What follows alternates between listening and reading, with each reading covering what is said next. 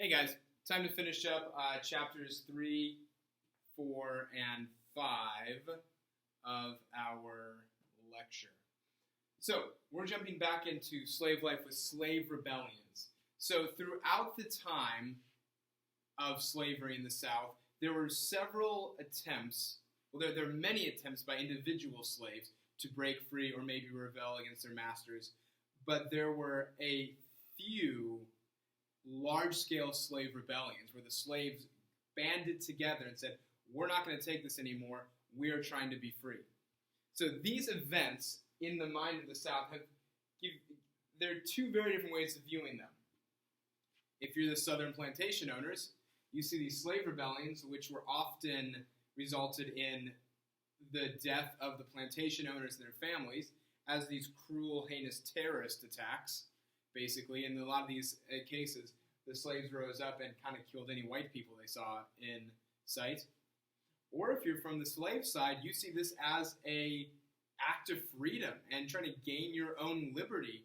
And if you're talking about terrorist attacks of cruelty, look at the fact that all the slaves are in slavery being beaten themselves. So this idea of slave rebellions often threw the Southerners into a panic. Because in several states, like such as South Carolina, there were actually more slaves than there were white people there.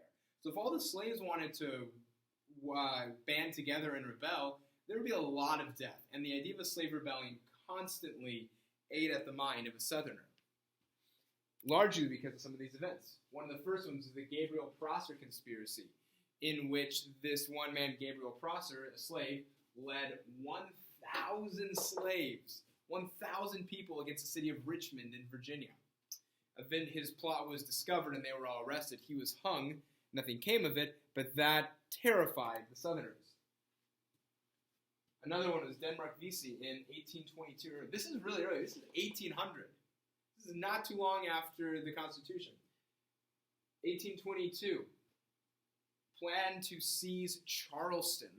Charleston is in South Carolina, one of the largest cities in the South. This plan was to take it over, but again, the plot was revealed by other slaves, actually, who were trying to get in the good favor of the masters, and he was executed. But the largest one and the most well-known one is the Nat Turner Rebellion. Nat Turner led a rebellion in 1831 in which it was not actually discovered, and he actually ended up killing about 60 people. I think in your books it says 53 maybe. In these times, some of the numbers can be different, but it is 53 to 60 people. He decided to lead a group of people out through Virginia, killed 60 plantation families, men, women, and children. This absolutely terrified the white people, and in return for this fear, they ended up making the laws against slaves even worse. And so these slave rebellions have kind of a mixed history, not only because different people viewed them differently. The blacks viewed it as freedom fighters, and the whites viewed them as terrorists, but it also affected the black people poorly because these rules were put in a much more stringent place about them being able to communicate with each other, travel freely. The white owners became much more suspicious of them. For them, maybe doing what naturally some of us would do if we're in this circumstance. Again, this is the tricky part of history. Let's look at these things like killing women and children seems questionable, but being held as a slave and all of your family as a slave by these people, right? It's tricky. But Nat Turner was one of the biggest names in this. He was actually a preacher who was able to stir up a lot of the people there, and he saw this as a justifiable act of vengeance against the white owners who were keeping him and his families oppressed and in slavery. So here we have Nat Turner and Denmark Vesey on the left. It's Frederick Douglass, who we're going to talk about in just a minute. Coming up here. Okay. Actually, it looks like Frederick Douglass. I don't know why Frederick Douglass is in the slave rebellion. Frederick Douglass did rebel against his own master individually, but not in the slave rebellion. Either way, we'll get there. Okay, Missouri Compromise. The Missouri Compromise is one of the biggest acts in Congress that has ever passed. So in the early 1800s, we talked about how slavery was people didn't talk about it much. It was kind of the thing you don't want to bring up at the dinner table. You don't want to bring up in Congress slavery because it made the Southerners uncomfortable. But suddenly, as America's expanding, the Missouri Missouri applied for statehood. And Missouri is starting to get farther. It's one of the first states west of the Mississippi. And as they're applying for statehood, America realized it's not the Northwest Ordinance, the Northwest Territories, where they said no slavery is going to be.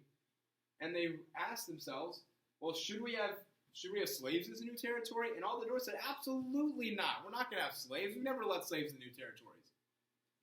But then the South, who they thought saw slavery as a necessary evil, became very defensive and said that Missouri ought to be a slave state. And this huge debate erupted in Congress, in the Senate, or in Congress, over whether Missouri should come in as a slave state or a free state. And this became the main issue for the next 40 years, is whether states should come in as free or slave. And the real issue behind this is, one, we talked about in your book, there's a balance of power. If there are too many free states, it makes them vote too strongly free. If there are too many slave states, it makes them vote for slave laws. But the real question is, should slavery expand into the new territories, or should it stay where it already is? So in other words, should it stay in the states where it already has it? Missouri, Louisiana, Georgia, North Carolina, Tennessee, all of those. And can we just keep it there? Or can the new territories add slavery? This became the major point of contention and debate. So the spread of slavery in new territories was highly controversial. The country also wanted to keep a balance of free and slave states. In 1820, they applied for statehood. A heated year-long debate resulted in a compromise. In this compromise, two major things happened. Missouri came in as a slave state, and Maine came in as a free state. So it balanced it out. One new free, one new slave. And it also sent the 3630 line, which said that slavery going into all the new territories, slavery can occur south of the 3630 line, but not north of it. That was their compromise. But really all it didn't answer the question, is slavery evil? Should we even have slavery? It just said, okay, we're not going to deal with this now. Right now, Maine, you're free. Missouri, you're slave. And for now, all these new territories, you guys can come in as slave. But it just kicked the issue further down the road, really, for the next people to deal with. So here's the line. All of these were slaves. So all these were slave states. All of these blue ones were free states. And here's the 3630 line going across. North would be free. South would be slave. So getting into abolition. So abolition is the term for the movement to end slavery. One of probably the most influential abolitionists of all time was Frederick Douglass. And Frederick Douglass might be my favorite character in American history. You can look at almost any single person in American history, whether it's George Washington, Martin Luther King Jr., Thomas Jefferson, Abraham Lincoln. You look at all these people and say they were great people, but they did have these flaws about it. They did these personal flaws. I haven't really found any severe personal flaws with Frederick Douglass. This man is one of the most honest, full of integrity, courageous men in American history. So the life of Frederick Douglass, we'll get and read through his narrative life, which is amazing. That's our next book. He grew up in slavery. He was born a slave, had nothing. Remember, as a slave, you cannot read, you cannot write. These things that you guys complain about every day, Frederick Douglass couldn't do, and Frederick Douglass longed to do it. He wanted more than anything to read and write, because he saw that through reading, through writing, you learn, you're educated, and through this knowledge, that's the only way you can really be free. By not reading, by not writing, you're kind of held not only as a prisoner, as a slave in physical shackles, You are a slave to your own mind. You cannot be free unless you learn to read and write and think. And so he taught himself to read and write as a slave, even though he wasn't allowed to. He broke free from slavery, escaped north, wrote a book about his time in slavery, and you'll read this book, and you'll think, this man didn't have a teacher to learn how to read and write, and he learned how to read and write when he was 12, and he writes better than any of us. It's amazing. And through his time in the North, when he was free, he became one of the loudest spokespersons for abolition because he was an escaped slave. A lot of the abolitionists were white people. And he had a completely different take on it because he knew what it was like to be a slave. And also, since he was so educated and could write so well, remember one of the Southerners' arguments against African Americans was that they weren't that intelligent, right? That was one of the things that, they need to be in slavery. He's like, I grew up a slave, and look how well I can. Look at all these things I can do, and I learned myself. So Frederick Douglass, incredibly important character in abolition. He was born on a Maryland slave plantation.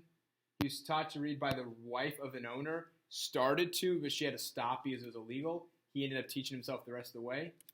Continued to educate himself. Eventually escaped to North and began speaking against the evils of slavery. And wrote the highly influential, narrative life of Frederick Douglass. Also, I love this picture because this picture was taken at my college in Hillsdale. This is one of Frederick Douglass' favorite pictures of himself.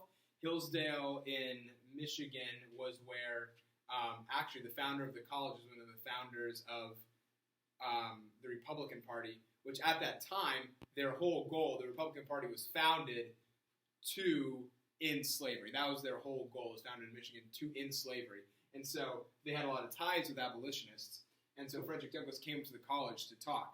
And he really loved the college. And that's one of his favorite pictures, which was taken at my old college. Okay. This is his book. Our copy doesn't say this, but the original one, it said written by himself. Now think about that. Why would he say in his book, written by himself?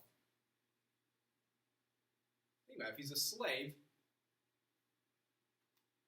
he's not supposed to be able to write. And in fact, there were other escaped slaves who had their stories written for them, but they were written by someone else. And he's saying, hey, look, no, this is my story by me. I wrote this. Another powerful abolitionist was William Lloyd Garrison. Okay, William Lloyd Garrison was what we call a radical abolitionist. So let's take a second and sit back and look at the nature of abolitionism.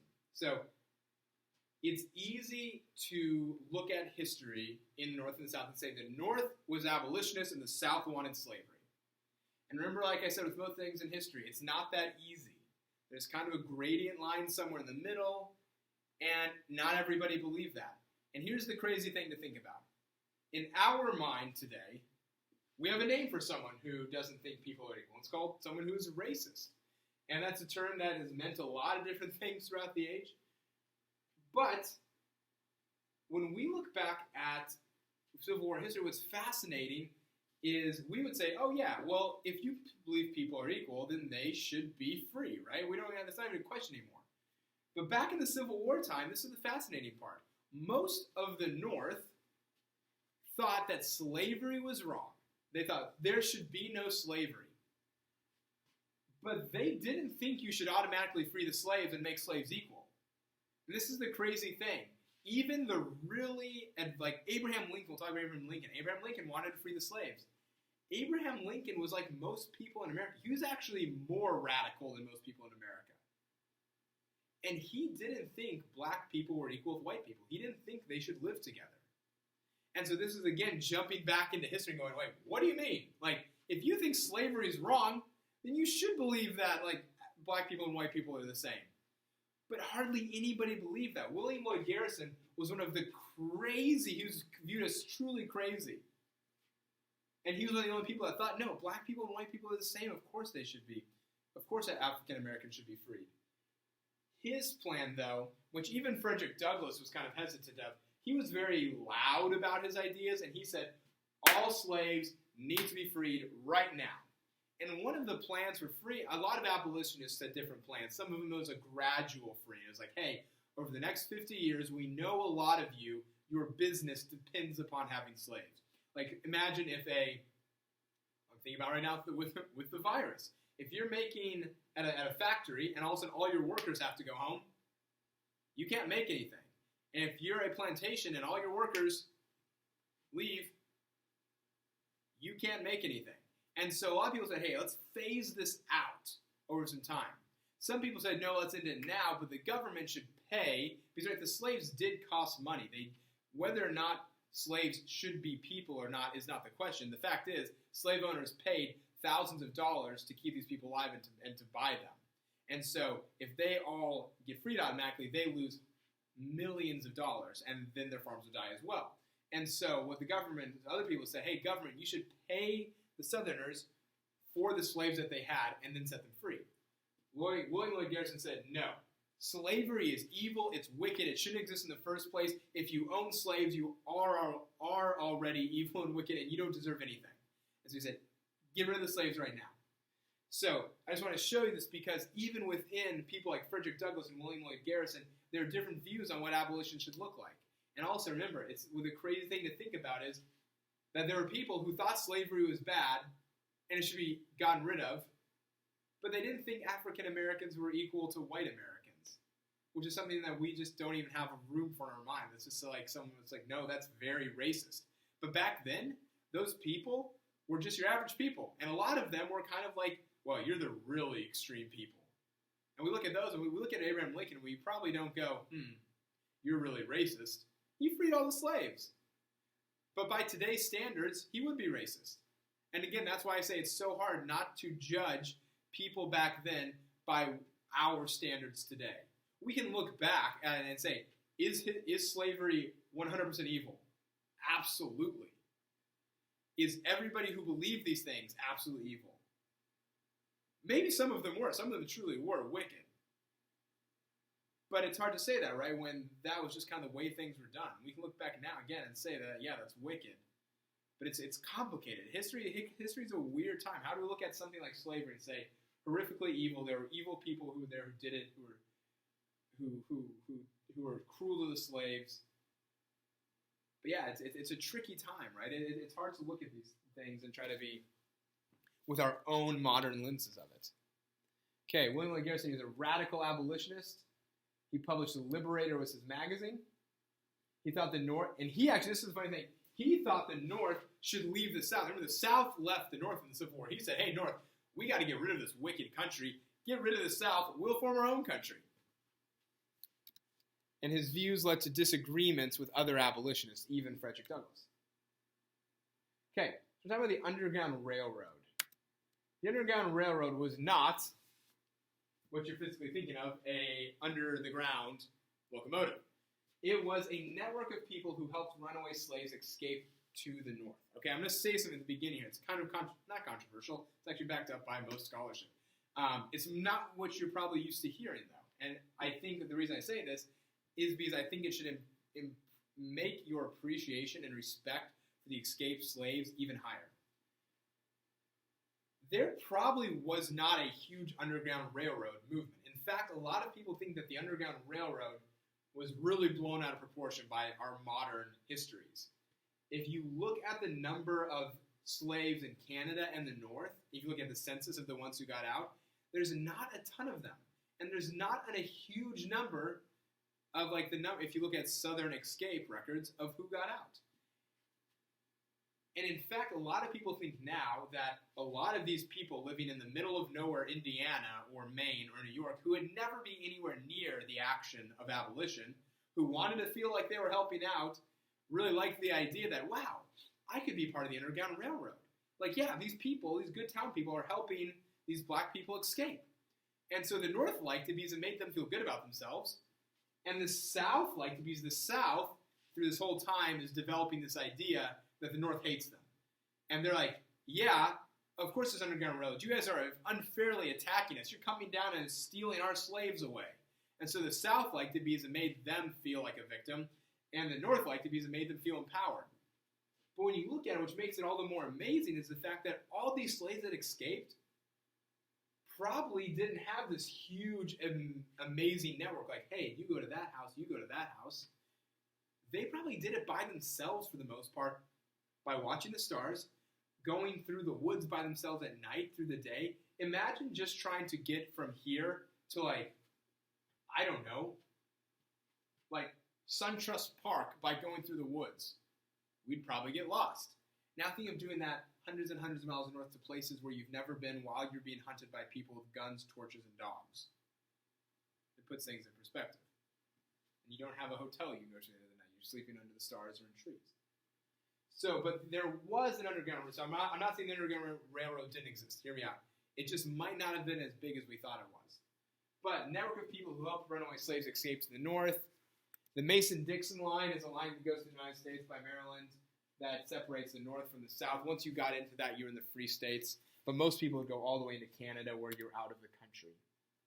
Slaves would move from safe house to safe house by night and hide at the day. Harriet Tubman was one of the most famous conductors. Now, Harriet Tubman, again, whatever you want to say about the Underground Railroad, Harriet Tubman was a real person. Everything about her is 100% true. She helped about 300 people escape.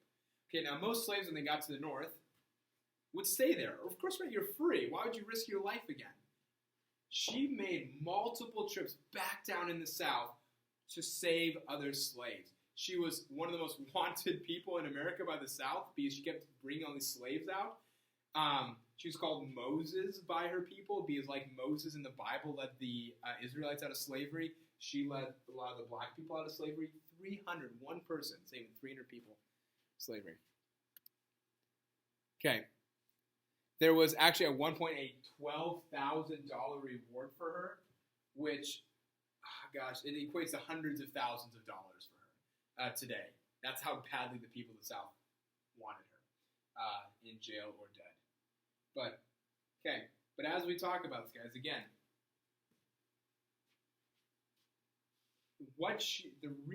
Harriet Tubman risked her life every day for years.